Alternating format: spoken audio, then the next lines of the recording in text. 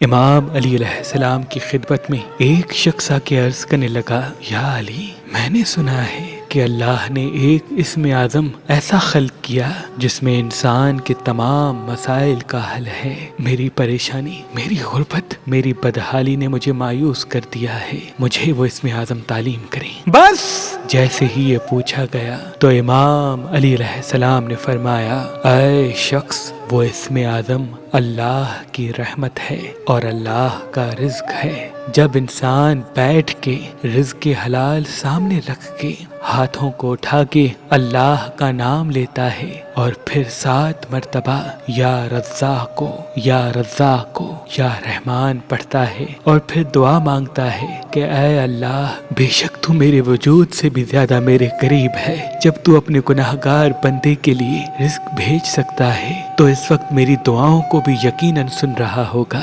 اے اللہ، میری ساری دعائیں قبول فرما، میرے سارے مسائل ختم فرما۔ اے شخص، جیسے ہی تم یہ اسم اعظم پڑھ کے یہ دعا مانگ کے اللہ کا رزق کھاؤ گے تو اللہ اپنے فرشتوں کو حکم دے گا کہ جاؤ اس میرے بندے کی وہ ساری دعائیں قبول کر دو جو یہ اپنے وجود میں رکھتا ہے، تو یوں تمہارے سارے مسائل ختم ہونے لگیں گے اور تمہاری ساری دعائیں فوراً قبول ہو جائیں گی۔